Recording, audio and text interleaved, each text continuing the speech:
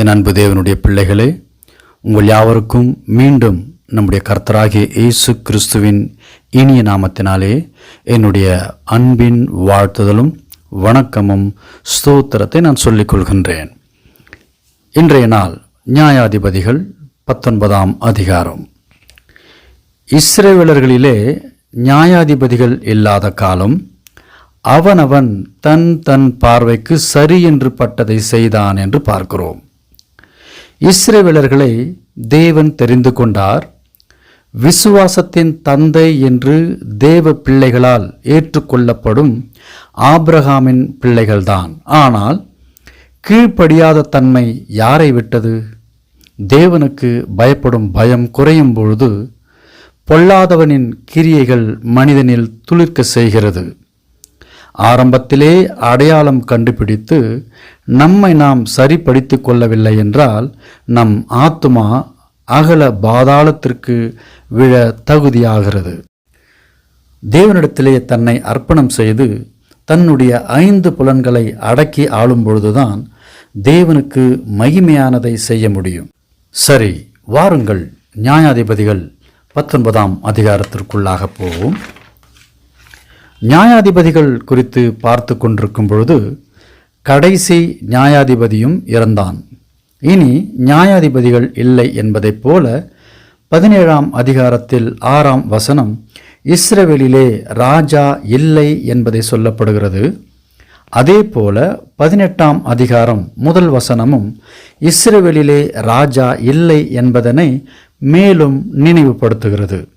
மீண்டும் 19ஆம் அதிகாரம் 1ஆம் வசனம் ராஜா இல்லை என்பதை நினைவுபடுத்துகிறது. இஸ்ரவேலில் முதலாவதாக நியாயாதிபதி இல்லை, ராஜாவும் இல்லை. ஜனங்கள் சட்டமும் கட்டுப்பாடும் இல்லாத இடத்தில் நீதியும் நல்லதும் நன்மை தலை தூக்குவதும் இல்லை. மாறாக அநீதிதான் தலை தூக்கும். எப்பிராயிம் மலை தேசத்தில் பரதேசியாக தங்கின ஒரு லேவியன் இருந்தான். அவன் யூதா தேசத்தை சேர்ந்த பெண்ணை அவனுக்கு 2ஆம் மனைவியாக தெரிந்து கொண்டான்.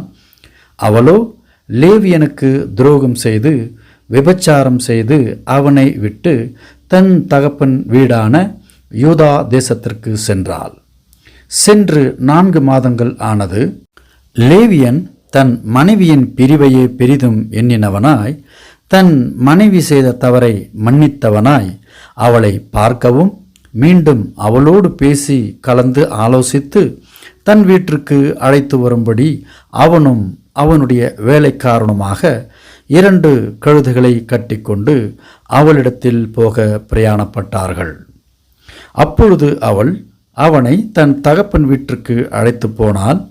அந்த பெண்ணின் தகப்பன் தன் மருமகனை சந்தோஷமாக ஏற்றுக்கொண்டான்.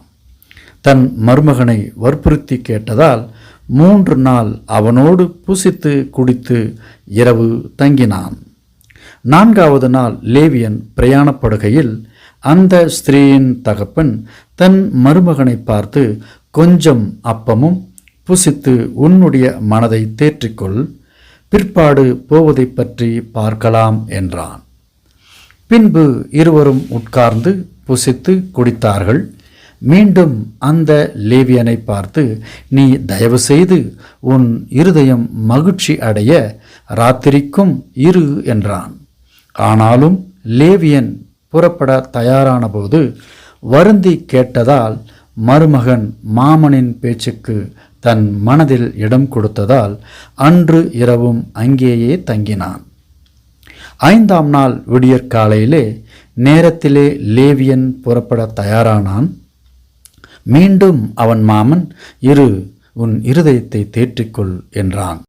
அப்படியே அன்றைய தினம் சாயங்காலம் மட்டும் தாமதித்து இருவரும் போஜனம் பண்ணினார்கள். பின்பு அவனும் அவன் மறுமணியாட்டியும் அவன் வேலைக்காரனும் போகிறதற்காக புறப்பட்ட போது அந்த ஸ்திரீயின் மாமன், இதோ பொழுது சாய்ந்து போனது, இருள் சூழப்போகும் நேரம் வர இருப்பதால் இன்று இரவும் இங்கேயே தங்கியிருங்கள். பார், மாலை மயங்குகிற வேளை வந்தது. உன் இருதயம் சந்தோஷமாய் இருக்கும்படிக்கு இங்கேயே தங்கி நாளை பொழுது விடியும் முன்னே இருட்டோடு எழுந்து உன் வீட்டிற்கு போகலாமே என்றான். ஆனால் அந்த மனுஷனோ, லேவியனோ, அன்று அங்கே தங்க மனது இல்லாமல் புறப்பட்டே ஆக வேண்டும் என்று புறப்பட்டானே. அவனுக்கு நடக்க இருக்கும் பொல்லாங்கு என்ன என்று தெரியாமல் 2 கழுதைகள் மேலும் சேணம் வைத்து தன்னுடைய மறுமணியாட்டியை அழைத்து கொண்டு புறப்பட்டான்.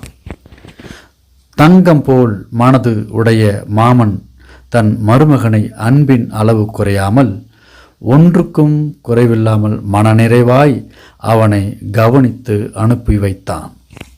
லேவியனும் தன் மறுமனையாட்டி மற்றும் தன் வேலைக்காரனுமாக பொழுது சாய்ந்த நேரத்திலே புறப்பட்டதால் பகல் மயங்கி பூமி சொக்கி இருள் அழைக்கும் நேரம் வந்தது. எருசலேமாகிய எபூசுக்கு நேராக வந்தார்கள். அப்பொழுது அவனுடைய வேலைக்காரன், நாம் எபூசு பட்டணத்தில் இரவு தங்கலாம் என்று சொன்னான். அதற்கு லேவியன், இஸ்ரவேல் ஜனத்தார் அல்லாத ஜனங்களிடம் வேண்டாம், நாம் கிபியா மட்டும் சென்று அங்கே இன்று இரவு தங்கலாம் என்றான். அப்படியே எபூசியர் பட்டணம் தொடர்ந்து பென்யமீன் நாட்டை சேர்ந்த கிபியாவின் எல்லை வந்தவுடன் சூரியன் முழுவதுமாக மறைந்தான்.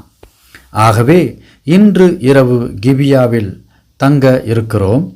இஸ்ரவேல் ஜனங்கள், எனவே நாம் தங்கும்படி நமக்கு உதவுகிறவர்கள் இல்லாமலா போவார்கள் என்று சொல்லி அங்கே இரவு மட்டும் தங்கும்படி அணுகும்பொழுது ஒரு மனிதனும் இடம் தராதது பெருத்த மனக்கலக்கம் இருந்தபோதிலும் வீதியில் உட்கார்ந்தார்கள். வயலில் வேலை செய்து மாலையில் வீடு திரும்புகிற ஒரு கிழவன் வந்தான். அந்த மனுஷனும் எப்பிராயிம் மலை தேசத்தான். அவன் கிபியாவில் வாழும்படியாக வந்தவன். ஆனால் அந்த இடத்தில் வாழ்கிற மனுஷரோ பென்யமீன் வம்சத்தார்.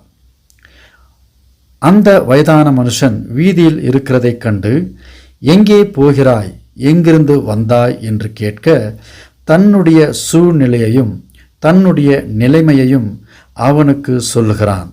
மற்றும், நான் கர்த்தருடைய ஆலயத்திற்கு போகிறேன், ஆனால் இங்கே என்னை வீட்டில் ஏற்றுக்கொள்ள ஒருவரும் இல்லை என்றான். எங்கள் கழுதைகளுக்கு வைக்கோலும் தீவனமும் உண்டு, எனக்கும் உமது அடியாளுக்கும் உமது அடியானோடு இருக்கும் வேலைக்காரனுக்கும் அப்பமும் திராட்சரசமும் உண்டு, ஒன்றிலும் குறைவு இல்லை என்றான். அதற்கு அந்த கிழவன், உனக்கு சமாதானம், உன் குறைவெல்லாம் என்மேல் இருக்கட்டும், வீதியில் மட்டும் தங்க வேண்டாம் என்று சொல்லி அவனை தன் வீட்டிற்குள் அழைத்து கொண்டு போய் கழுதைகளுக்கு தீவனமும் போட்டான். அவர்கள் தங்கள் கால்களை கழுவிக்கொண்டு புசித்து குடித்தார்கள். அவர்கள் மனமகிழ்ச்சியாய் இருக்கிற பொழுது பேலியாளின் மக்களாகிய அந்த ஊர் மனுஷரில் சிலர் அந்த வீட்டை சூழ்ந்து கொண்டு கதவை தட்டி, உன் வீட்டிற்கு வந்த அந்த மனுஷனை நாங்கள் தெரிந்து கொள்ளும்படி வெளியே கொண்டு வா என்று அந்த கிழவனிடம் சொன்னார்கள்.